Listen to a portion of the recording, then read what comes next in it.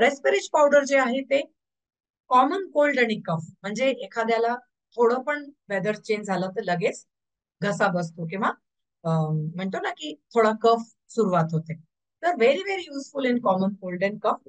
जे काही थ्रोट मध्ये इन्फ्लेमेशन असते, घसा सुजतो आहे त्यांना, किंवा ऍलर्जी किंवा इन्फेक्शन झाल्याने त्याला त्रास होतो आहे, तिथे रेस्पिरेज पावडर खूप इफेक्टिव्ह आहे.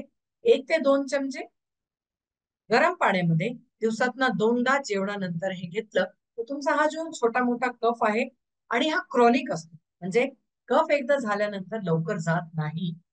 ज्यांना हा प्रॉब्लेम येतो, म्हणजे स्पेशली जेव्हा इम्युनिटी कमी झालेली असते, वयाच्या जेव्हा वय जास्त झालेलं असतं, म्हणजे 60 एक वर्षामध्ये जे म्हातारी लोक असतात, वृद्ध लोक असतात, त्यांच्यामध्ये इम्युनिटी कमी झाली असते, त्यांना हा कफचा प्रॉब्लेम जास्त दिसून येतो.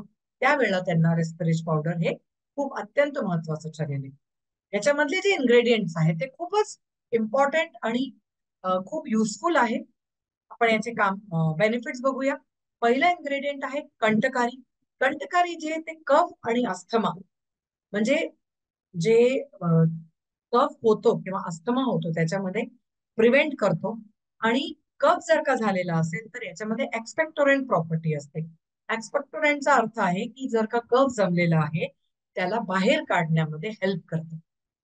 जे आपण जे कफ बाहेर काढतो आणि ते निघत नाही, तर काही जे एक्सपेक्टोरंट असतात, बऱ्याचशा औषधांमध्ये एक्सपेक्टोरंट प्रॉपर्टी असते, तर ती प्रॉपर्टी इथे हेल्प करते आणि कफ बाहेर काढायला हेल्प करते.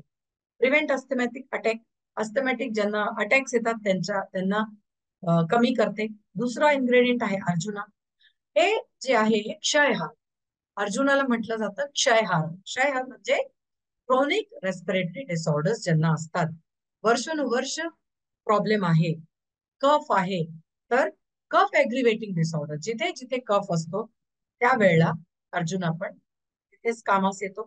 तुलसी, तुलसीमध्ये जो कंजेशन होतो लंग्स मध्ये, तर रेस्पिरेटरी म्हणजे त्याच्यामध्ये रिलीफ देते. तुलसीचा जो एक्स्ट्रॅक्ट आहे ते आपल्याला रेस्पिरेटरी इन्फेक्शनला वाचवायचं काम करते, इम्युनिटी चांगली ठेवते.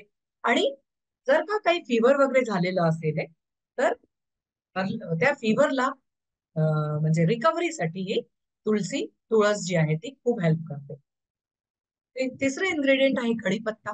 कढीपत्ता आपण रोज आपल्या जेवणात वापरतो, सगळ्यांनाच माहितीये कढीपत्ता आपण कुठे कुठे वापरतोय. तर कढीपत्तामध्ये अँटी मायक्रोबियल आणि एक्सपेक्टोरंट प्रॉपर्टीज आहे. एक्सपेक्टोरंट म्हणजे काय, कफ बाहेर काढायला हेल्प करतात. तर जो म्युकस जमा झालेला असतो त्या वायुमार्गमध्ये, नेसल पॅसेजमध्ये, तिथून त्याला लूज करून, म्हणजे जो कफ घट्ट असतो त्याला बाहेर काढतो. पुनर्नवा.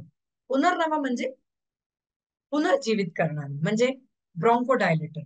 ब्रॉन्कोडायलेटरचा अर्थ आहे आपले जे ब्रॉन्कस असतात, म्हणजे जे छोटे छोटे वायुमार्ग असतात, हे जे लंग्स आहे याच्यामधले जे छोटे छोटे वायुमार्ग आहेत, इथे पण कंजेशन असतं, कफ जमा झालेला असतो, तर त्या संकुचित होतात.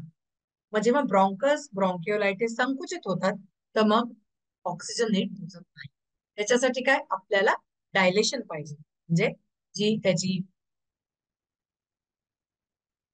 त्याला जे आपल्या ब्रॉन्कस आहे त्याला डायलेशन पाहिजे.